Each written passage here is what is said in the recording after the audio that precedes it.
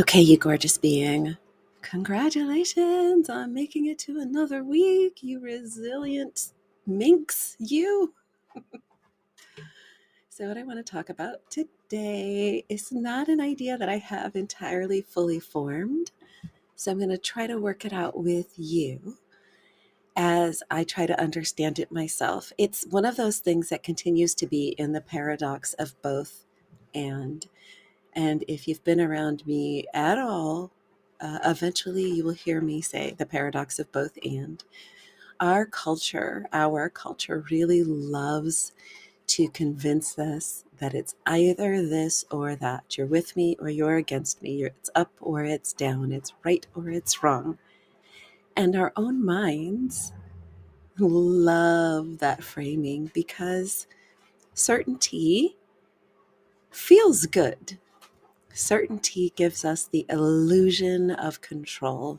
If I can say that this thing is this thing and not that thing, then I'm in control of it. I can let go of all of my worries and anxieties and dance off into the sunset with pure joy. I don't know if you can hear it, but the dogs are playing bitey face and wrestling in the background. They're having a good time. Don't worry about it. While we're paused in the stream of consciousness here, thank you for being here. Truly, thank you. Thank you for being here. I don't take for granted your time and your attention. And I would make the argument that your time and your attention are your most precious resources. So it is a true honor for you to share any amount of it with me. So thank you. So the binary situation that I'm trying to reconcile in my own mind kind of map onto two worlds that I stand in. I stand in the world of mainstream psychology, mainstream business, mainstream self-help. And I also stand in the world of metaphysics, spirituality, and consciousness. So I'm often dancing in those two worlds and wanting to buy into those aspects of either and or both, which are most resonant with what feels true to me and what creates results in my life that feel the most peaceful to me or create the most joy, something along those lines. So something that's in my awareness often is the loneliness epidemic. I was listening to the Next Big Idea podcast. It's a fun one. They do summaries of books sometimes. So I'm listening to the Next Big Idea, and there's an author with a book out right now about loneliness. And part of the difficulty with loneliness is that it becomes a self-perpetuating cycle. Once we buy into I'm lonely, we start to become afraid and suspicious of other people, which makes us act kind of weird, which makes people not want to spend time with us, which makes us feel lonelier, which makes us not want to spend time. At the same time, we have this loneliness spiral. We also have this popular cultural ruthlessness about who we spend time with. There's this idea that we should eliminate from our lives anyone who makes us uncomfortable.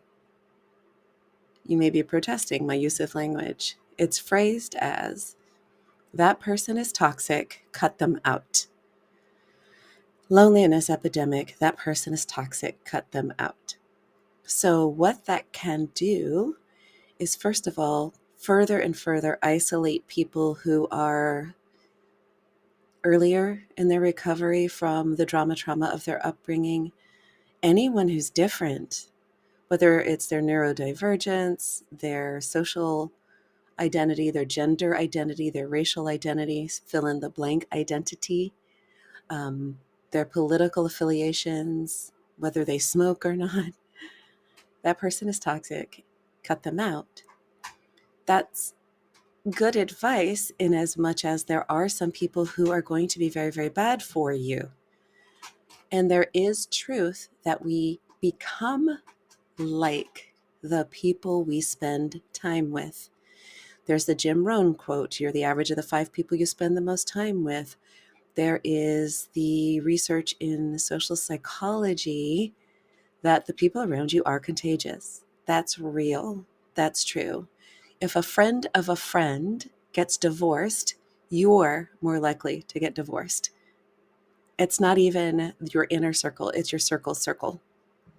The people you surround yourself with and the people that they surround themselves with are contagious and they will affect you. I think what's happened is we have toxified that wisdom into just shutting people off and shutting people down for the slightest offense against our ego. Now, what do I mean by ego?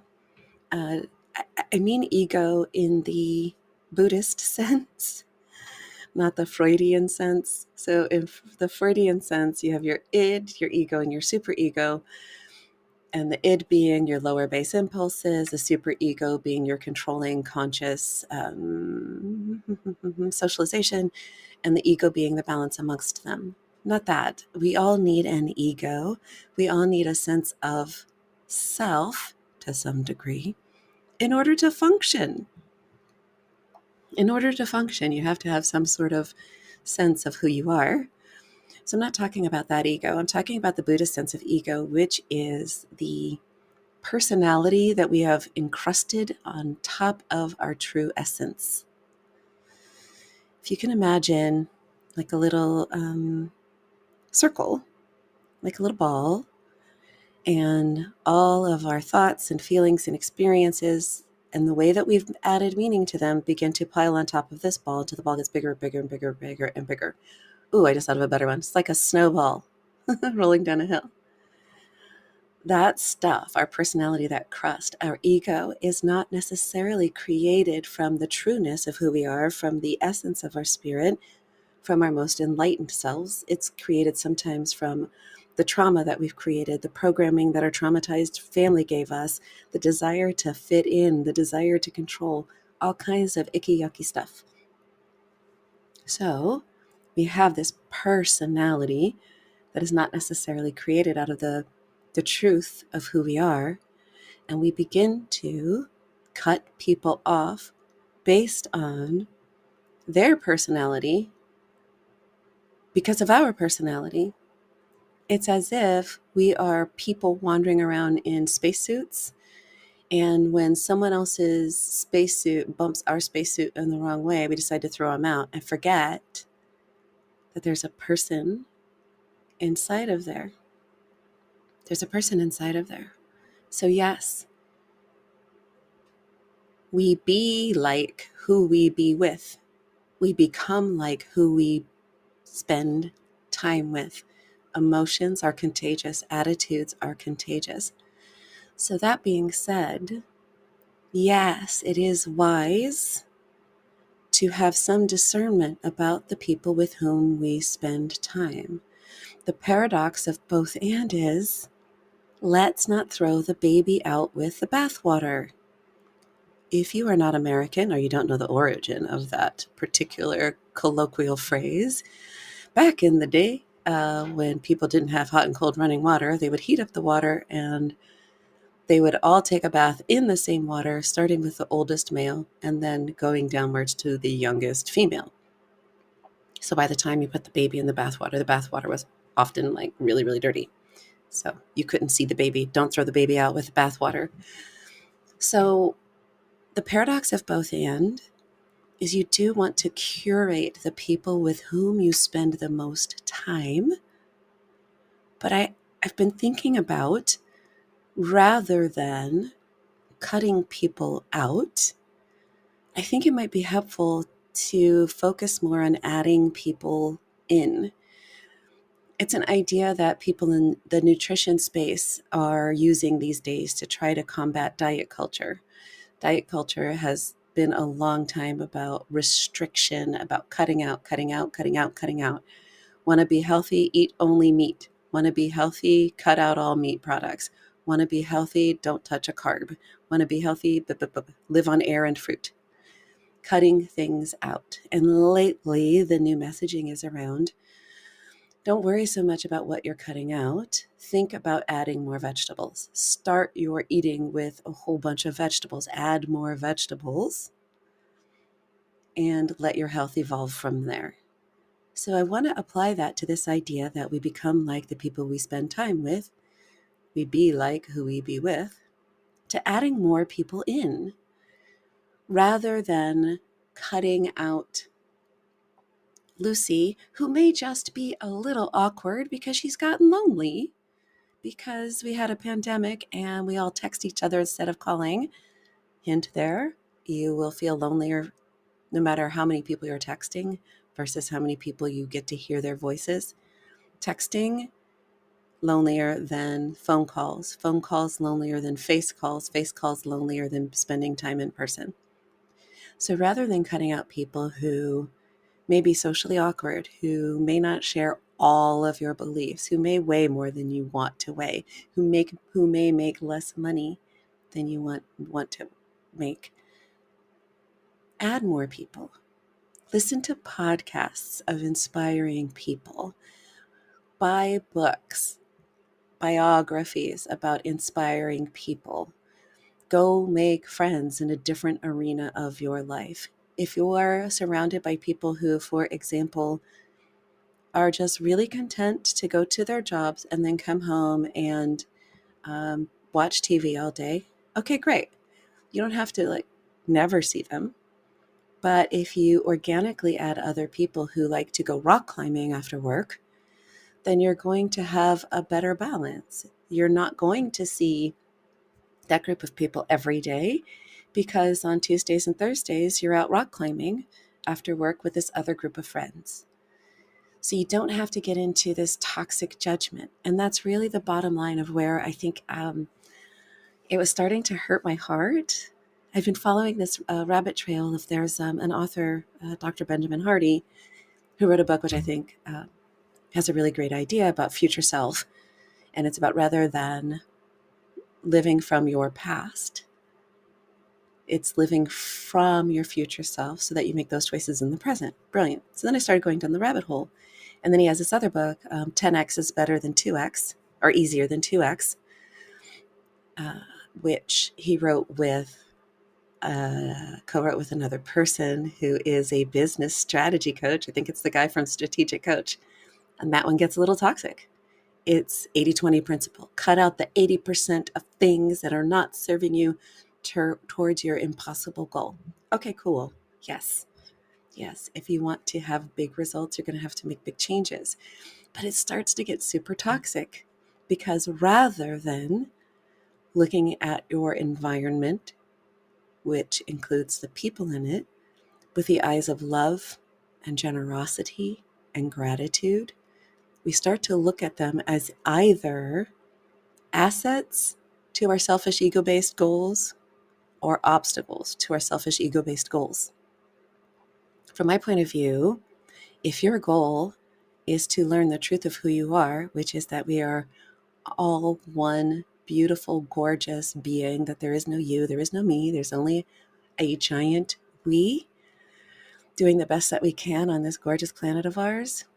If your goal is to create greater union with your higher self, with consciousness, with unity, with prosperity, with gratitude, if those are your goals, you're going to look at people a whole lot differently than if your goal is, I want to make $1 million a year and you only make $50,000 a year, so I refuse to talk to you anymore. That's narrowing the people in your life to the one tiny little aspect of their presentation that aligns with your ego-based goals. And if you are okay with that, fly, be free. You do you. I'm not here to judge you for your goals. I'm suggesting that there is another way to go, and that is to look at the people around you based on their value and their values.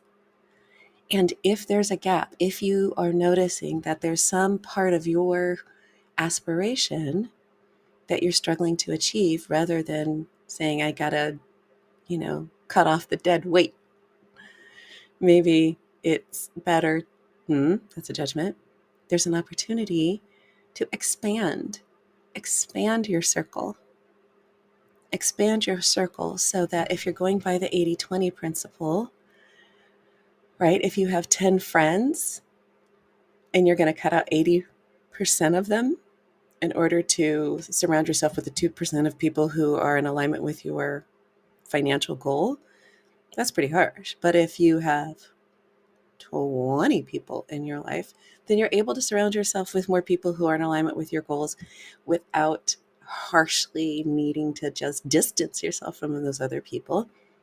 You will organically have more options. I'm not sure if that's coming across. I mean, the math is crappy. You're like, well, then you're just cutting off more people. What I'm really talking about is adding instead of subtracting. Okay. Here we go. I mean people, and I mean acquaintances. Your time is limited, So is it better to have 2 really great friends than 100 acquaintances? Depends on your personality. The reason why I'm talking about adding instead of subtracting, because I am actually in this space of really winnowing down to essentials. And if you're essentialist, you're like, no, subtract. The reason why I'm talking about in terms of people is adding is so that you are not tempted to fall into the trap of treating people like things. If I'm looking at everyone as, are you an asset or an obstacle? That is belittling the human spirit. That is depriving them of their dignity. And we don't have a right to do that to other people. So to use my example, if I feel that my current group of friends spends way too much time watching TV, I want to add more friends into my circle and then maybe focus on how I'm spending my time rather than judging the people in my life. It's in that gray area. It's that 80-20. It's a juggling act. The more you judge other people, the smaller your heart becomes. So it's not about judging them. It's about, okay, what's my high value use of my time? I think rock climbing on Tuesdays and Thursdays is a better value use of my time for the person that I want to come than watching TV.